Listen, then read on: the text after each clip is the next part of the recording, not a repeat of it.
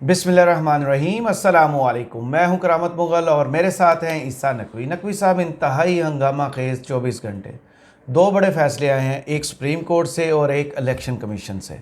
Supreme court ने cipher उड़ा दिया तो इलेक्शन कमीशन ने बल्ला उड़ा दिया। ये सब कुछ हुआ क्या है? इसको पीटीआई के लिए क्या समझें और नून लीग के लिए क्या समझें? देखिए, दोनों के लिए कुछ कुछ है इसमें, और ये दोनों फैसले हैं। इसमें नून लीग को क्या मिला है, पीटीआई को क्या मिला है, किसका कितना नुकसान हुआ है। देखिए, जब कोई धमाका होता है ना, तो एक गर्दो गुबार का तूफान मच जाता है और आपको दिखाई नहीं देता, आपको नज़र आना बंद हो जाता है। और सही। जब उसकी डस्ट आहिस्ता आहिस्ता सेटल होती है, गर्द नीचे आकर जमती है, तो फिर आपको पता चलता है किसका कितना नुकसान हुआ। बिल्कुल। अब हम जिस वक्त की वीडियो कर रहे हैं, तो अब तकरीबन आप समझेंगे 18 घंटे गुजर चुके हैं इस फैसले को आए हुए, और दूसरे फैसले को आए हुए भी तकरीबन आप यूँ समझ लें कि 14-17 घंटे हो चुके हैं। इस वक्त तक जो सूरत हाल है उसमें वन बाय वन देख लेते हैं कि पीटीआई के साथ क्या हुआ है और नून लीग के साथ क्या हुआ। पहले नून लीग को डिस्कस कर लेते हैं। देखें, नून लीग की सूरत हाल जो है और नून लीग की सियासत की और मियां मोहम्मद नवाज शरीफ की सियासत की सूरत हाल इस वक्त बिल्कुल वैसे है जैसे पाकिस्तान की क्रिकेट टीम वर्ल्ड कप में, चैम्पियंस ट्रॉफी में या क्रिकेट के किसी भी बड़े टूर्नामेंट में ग्रुप स्टेज में 3-4 मैच खेल चुकी होती है और उसके 3-4 मैच बाकी होते हैं, और यही सूरत हाल बाकी टीमों की भी होती है। तो जो पाकिस्तान के शायकीन क्रिकेट हैं, उनकी तमाम तर गुफ्तगू क्या होती है, फ़लाँ टीम फ़लाँ को हरा दे, फ़लाँ टीम जो है वो उसके मैच में बारिश हो जाए, फ़लाँ टीम का खिलाड़ी भाग जाए, एक टीम एक मैच में अंपायर मर जाए, हम फ़लाँ टीम को हरा दें और हम फ़लाँ टीम से इतने मार्जिन से जीत जाएं, और फलां को भी हराए। हाँ, वो भी इतने मार्जिन से बिल्कुल इतने मार्जिन से हराए, तो फिर चांस बनेगा कि हम जो है वो नॉकआउट स्टेज पे या फाइनल के लिए क्वालिफाई कर जाएंगे। सही। बिल्कुल यही सूरत हाल होती है। मियाँ साहब की और नून लीग की सियासत की इस वक्त सूरत हाल पता है क्या है कि इमरान खान को फ़लाँ मुकदमे में फ़लाँ सज़ा हो जाए, फ़लाँ इसका बंदा जो है वो पार्टी छोड़ जाए, इसका वो बंदा जो है वो एक और पार्टी ज्वाइन कर ले, एक बंदा सियासत छोड़ जाए और उसको सज़ा हो जाए। तो नून लीग की टोटल जो इस वक्त पॉलिटिकल सर्वाइवल है और सियासी कामयाबी है, उसका दारोमदार है बिल्कुल उसी तरीके से जैसे पाकिस्तानी टीम के लिए शायकीन क्रिकेट कहते हैं। सही। तो जहाँ तक नून लीग का ताल्लुक है, ये जो फैसले आए हैं, इन फैसलों ने गेम बड़ी दिलचस्प बना दी है। एक चीज़ जो पीटीआई के हवाले से देखें, उसमें जो लीगल टर्म्स हैं उसमें कहते हैं justice delayed is justice denied.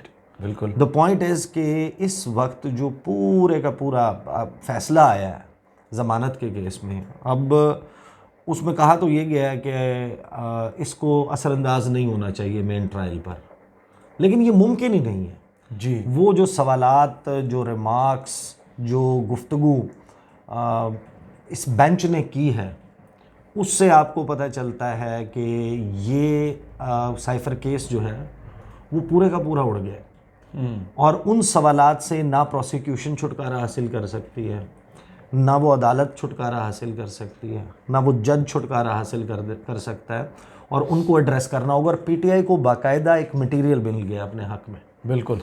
Tehreek Insaf के लोगों का ये कहना कि इमरान खान के ख़िलाफ़ किसी भी मुकदमे में कुछ नहीं है, वो क्योंकि इस मुकदमे को ऐसे एम्पलीफाई किया जा रहा था, ऐसे बताया जा रहा था कि शायद रियासत पाकिस्तान के लिए इस वक्त जो सिंगल बिगेस्ट थ्रेट है वो ये इस मुकदमे में जो कहा गया है, इल्ज़ाम लगाया गया, और इसकी वजह से रियासत पाकिस्तान की बुनियादें जैसे हिल गई हैं।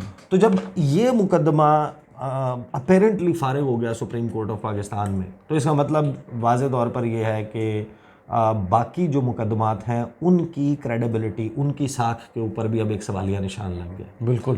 देखिए, मुकदमात तो इमरान खान के ऊपर कौन कौन से कायम हुए, यानी उनकी पार्टी के लोगों के ज़मान पार्क में के बाहर प्रेस कॉन्फ्रेंस करने पर, जिस तरह सड़क के किनारे आप खड़े होकर प्रेस कॉन्फ्रेंस करते हैं और वहाँ पर मुख्तलिफ चैनल्स की डीएसएनजीज़ और कैमरे आके खड़े हो जाते हैं, रिपोर्टर्स होते हैं, फिर जो ऑन लुकर्स होते हैं साथ से गुजरने वाले, वो भी ज़रा खड़े होकर देख लेते हैं कि फ़लाँ बंदा है क्या बात कर रहा है, फ़लाँ पॉलिटिशियन है क्या बात कर रहा है। आप यकीन माने कि उसमें जो ट्रैफिक में खलल पैदा हुआ है उस पर भी मुकदमा हुआ है तहरीक इंसाफ पे। इलेक्शन कमीशन ऑफ पाकिस्तान में दहशतगर्दी की दफ़ा लग गई कि वहाँ पर जो बाहर प्रोटेस्ट हुआ था जहाँ पे इमरान खान मौजूद नहीं थे, उस पर भी दहशतगर्दी की दफ़ात डायरेक्टली लग गई। बगावत से लेके तक तकरीबन हर किस्म का जो है वो मुकदमा। अब जिसका हम कहते थे ये नहीं हुआ, उस किस्म का भी एक मुकदमा आ गया। तो अब आप ये देखें कि इसका मतलब यह है कि जो तहरीक इंसाफ है उसके हवाले से उन जितने भी मुकदमात हैं उनकी क्रेडिबिलिटी के ऊपर भी एक सवालिया निशान लग गया। अब सवाल यह है कि ये जो सारी सूरत हाल पैदा हुई है इसमें आखिरी कहा कौन लगाएगा? जो असल वो अंग्रेज़ी में कहते हैं कि who will have the last loaf, आखिरी कहा कौन लगाएगा, वो गेम अभी फंसी हुई है। पीटीआई ने क्या फ़ैसला किया? पीटीआई ने कहा कि हम इलेक्शन कमीशन ऑफ पाकिस्तान का जो फ़ैसला है बल्ले के निशान से महरूम करने का, ये सबको मालूम था कि इलेक्शन कमीशन से ये फैसला आएगा। सही, पिछले 6 माह से ये बहस चल रही थी कि बल्ले का निशान होगा।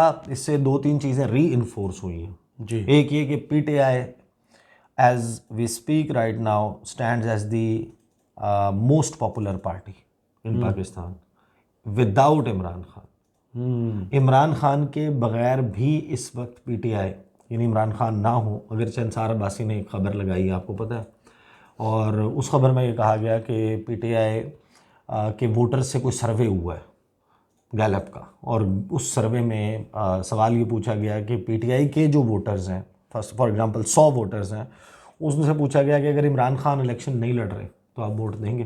तो उसमें 37% ने कहा कि वोट देंगे फिर भी पीटीआई को, और 63% ने कहा कि हम वोट नहीं देंगे उस सूरत में पीटीआई को। अब इसका मतलब क्या है? यानी कि ये बियॉन्ड अंडरस्टैंडिंग है।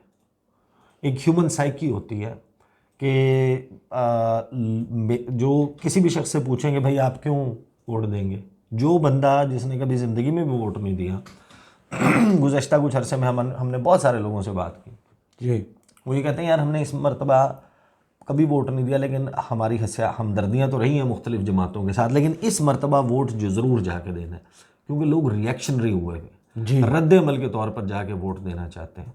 ये जो ख़बरें इसके हवाले से रिपोर्ट हुई हैं, कुछ मैं वो आपके सामने रख दूँ। एक ख़ातून सहाफ़ी हैं, वो बहुत सारे लोगों की तर्जुमान है। ये जो फ़ैसले आए हैं इस पर पीटीआई ने जिस तरीके से इसको ऐसे समझा कि उनके लिए को बहुत बड़ा रिलीफ मिला है, इस वक्त तो सवाल ये पैदा हो गया है कि जिस बुनियाद के ऊपर इमरान खान को जेल में रखा हुआ था, इसका मतलब यह है कि वो बुनियाद इतनी खोखली थी और किसी को नज़र नहीं आ रही थी। जिस किस्म के रिमार्क्स जो प्रोसिक्यूशन है उसका तो सारा मामला ही जो है वो ख़राब हो गया। लेकिन इसको कहते हैं justice delayed is justice denied. बिल्कुल, ये तो फिर इनिशियली हो जाना चाहिए था। इस्लामाबाद हाई कोर्ट ने तो इसको जो कहा कि इसमें सज़ाए मौत का और उम्र कैद का जुर्म है, लिहाजा न ज़मानत बनती है, फिर वो एक वक्त की कैद कर दी गई 4 हफ्ते में इसका फ़ैसला किया जाए। सुप्रीम कोर्ट ने वो मामला भी उड़ा दिया। जो इजाफी नोट आया तरमीन का वो और भी हैबतनाक है जी।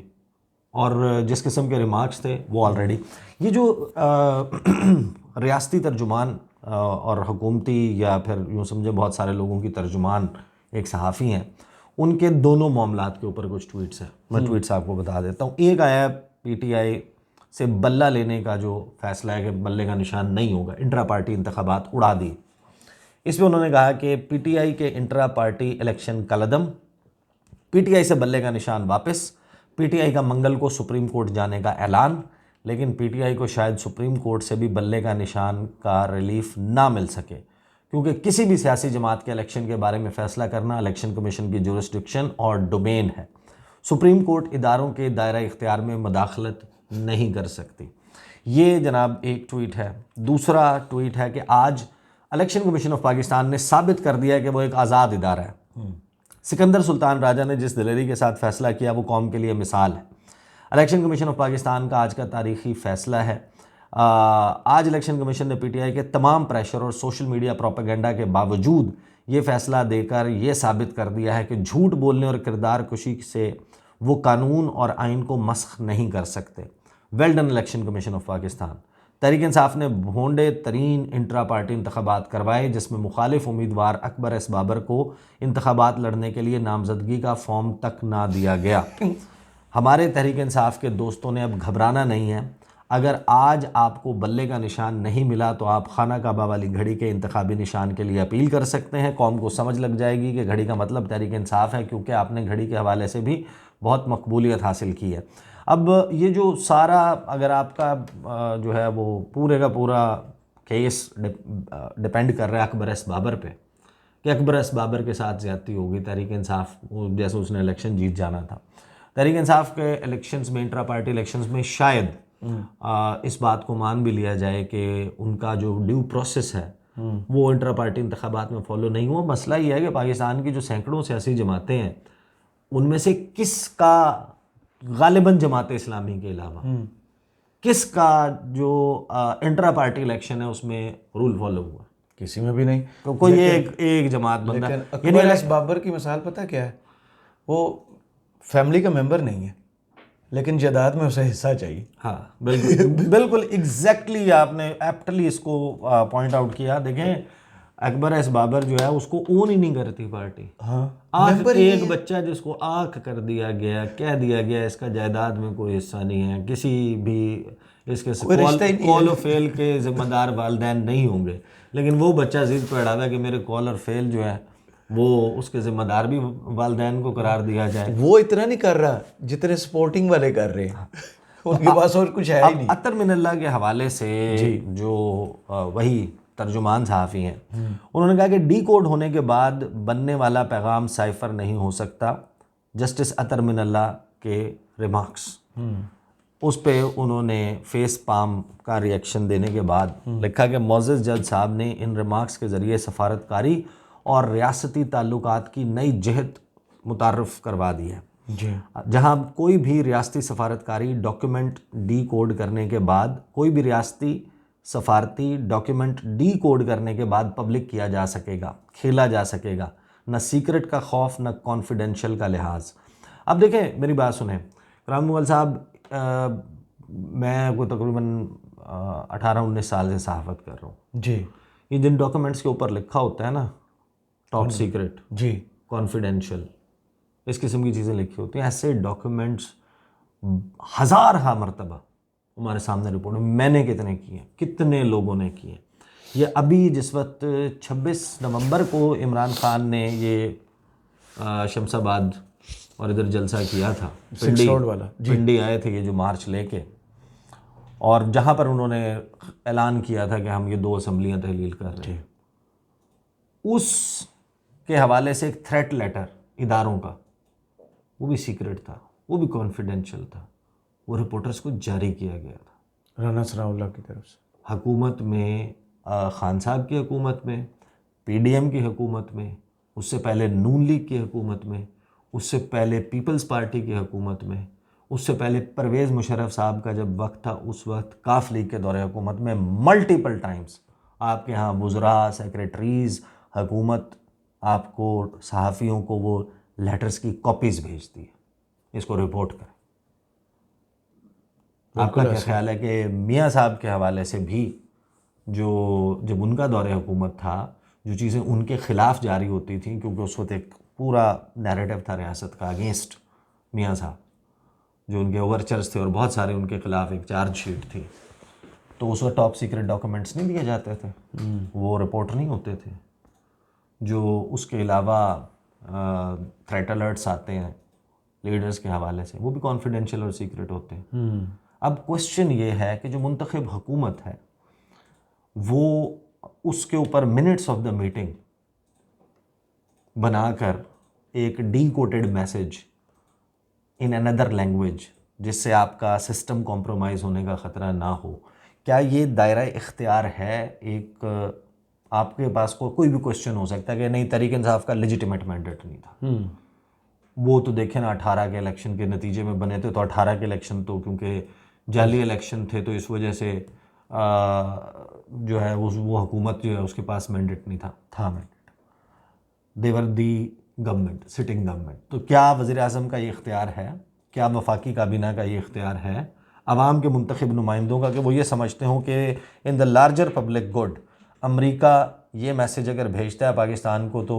It's job of the government कि वो अपने आवाम को जिसके वोट लेकर वो आए हैं उनको सिचुएशन क्लियर करे, ये झूठ बोलने के बजाय जो हमारे से हमेशा बोला जाता है कि अमेरिका हमारा स्ट्रेटेजिक पार्टनर है, बिल्कुल स्ट्रेटेजिक पार्टनर नहीं है हमारा।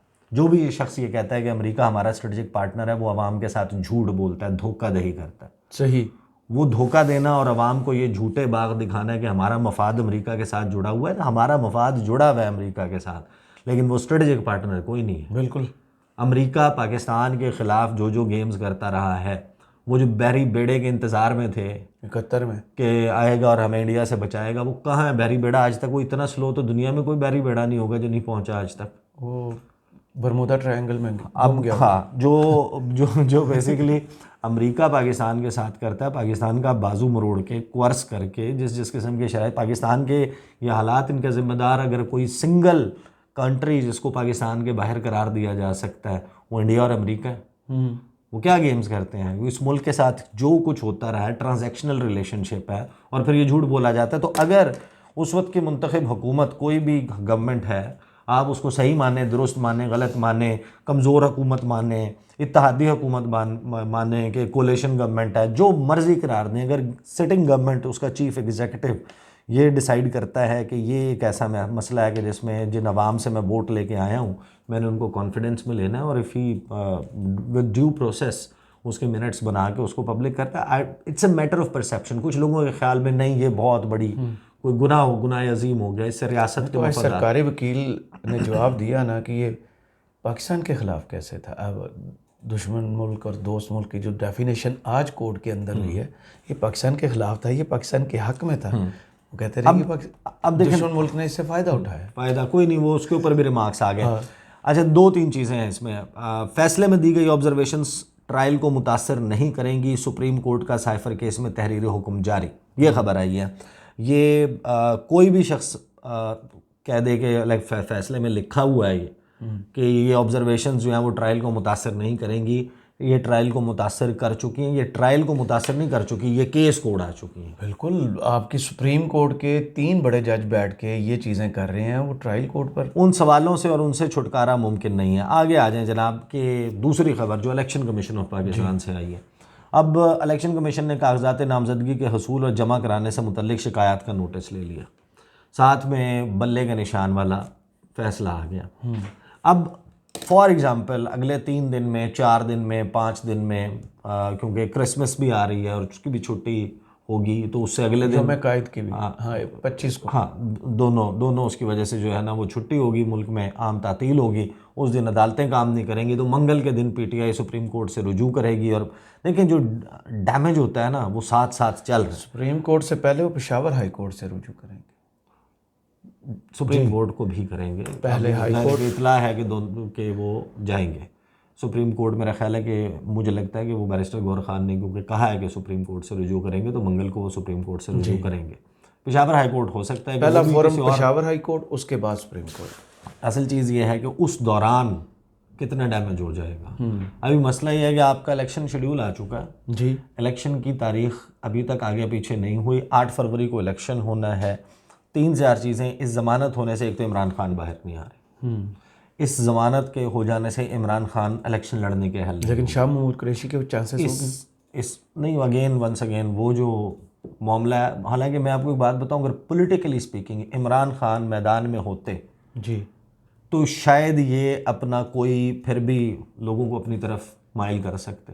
जिस वक्त आपने उनको कर दिया ना कि भाई इसकी ना बात दिखाई जाएगी, तस्वीर भी नहीं दिखाई जाएगी, आपने दीवारों के पीछे उसको बंद कर दिया, तो उसकी वजह से भी लोगों का ज़्यादा, इंसानी फितरत है ना, जिस चीज़ के ऊपर पाबंदी लगती है उसके ऊपर ज़्यादा बंदे के अंदर तो जो ज़्यादा जाती है। हाँ जी, बट असल पॉइंट है कि अगर ये फैसला जो है बल्ले का, ये भी कलअदम करार दे दिया जाता है और सुप्रीम कोर्ट भी पीटीआई को दे देती है, अलाउ कर देती है इस दौरान, और ये जो इलेक्शन कमीशन ने शिकायत का नोटिस लेके कुछ हिदायत जारी की हैं कि आईजीज़ को कहें कि पीटीआई के लोगों को तंग ना करें, लेकिन उसके बाद दौरान लोगों को तंग किया गया नहीं, तो उस दौरान जो कुछ हो जाएगा, जो लोग इलेक्शन की दौड़ से बाहर हो जाएंगे, जो अपने कागजात नामजदगी नहीं जमा कराएंगे, जिनका चेंज ऑफ हार्ट हो जाएगा, जिनको कन्विंस कर लिया जाएगा, जिनको बता दिया जाएगा, तो 8 फरवरी का इलेक्शन इन एनी केस, चाहे बल्ले का निशान होता है नहीं होता, अब ये पाकिस्तान की तारीख का मुतनाज़ा तरीन इलेक्शन बन चुका है। बिल्कुल। और इलेक्शन से पहले हाँ बिल्कुल ऐसा ही है। अच्छा, खान साहब बाहर नहीं आ रहे, उसके बाद खबर बल्ले का निशान जो वापस लेने का है। पीटीआई ने एक चीज़ जो है वो बड़ी इम्पॉर्टेंट की है कि इस तमाम तर सूरत हाल के बावजूद उन्होंने इलेक्शन के बायकॉट का बिल्कुल कोई फैसला नहीं किया। And that is I think one of the smartest decisions. Best thing. इस सूरत हाल में कोई भी होता है वो कहता है कि हम ऐसे हम खेलते ही नहीं। मैदान से बाहर कोई लड़ाई नहीं होती, कोई गेम नहीं होती। हाँ, अब वो सवाल मौजूद है कि पीटीआई क्या इन केस उनके हक में फैसला नहीं आता बल्ले के निशान का, तो प्लान बी, वो जिसको हम डिस्कस भी कर चुके हैं कि एक और पार्टी, छोटी पार्टी, कोई उसके साथ मामला, वो बहुत शानदार प्लान होगा, कुछ इस किस्म की चीज़, वो एग्जैक्टली ताकि आप अपनी रिजर्व सीट्स जो हैं वो सिक्योर करें। आखिरी कहकहा वाला जो सवाल है ना मोल साहब, के आखिरी कहकहा कौन लगाएगा जी, ये अभी एक मिस्ट्री है। ये मैं आपको बता सकता हूँ कि इस वक्त तक सारे खिलाड़ी पूरे खेल में शामिल तमाम लोग रो रहे। सूरत हाल यही है, किसी के लिए भी एक फेवरेबल पोजीशन नहीं है। असद उमर साहब छोड़ के चले गए पीटीआई, लेकिन असद उमर साहब ने जो अपने छोड़ते हुए प्रेस कॉन्फ्रेंस की थी ना, वो बहुत इंपॉर्टेंट थी प्रेस क्लब में। और अगर उनकी प्रेस कॉन्फ्रेंस को किसी ने सुन लिया होता तो, और सुनने से मुराद ये कि सुना तो सब ने था, लेकिन इलेक्शन कमीशन उस पर थोड़ा सा गौर कर लिया होता ना, तो हम, और अभी भी वो वक्त गया नहीं है, अभी भी हो सकता है और उसकी उम्मीद भी पैदा हो सकती है। उन्होंने कहा था कि 5 मेरे ख्याल में हैं फरीक इस वक्त जो सूरत हाल है, उसमें एक उन्होंने कहा रियासती इदारे, उनका क्या सूरत हाल है, क्या अच्छी सूरत हाल है, तनकीद और फलां उन चीज़ों को मेंशन करके उन्होंने कहा नहीं है। दूसरी सुप्रीम कोर्ट ऑफ पाकिस्तान, उन्होंने कहा क्या उनके लिए सूरत हाल ठीक है। उस वक्त उमर अता बंदयाल थे जी, चीफ जस्टिस, उन्होंने कहा तनकीद हो रही है, सवालात उठ रहे हैं, दूसरी तरफ से भी, इधर से भी, उनके ऊपर भी सवालात हैं। तीसरा फरीक उन्होंने कहा पीटीआई पाकिस्तान की इस वक्त सबसे पॉपुलर जमात है।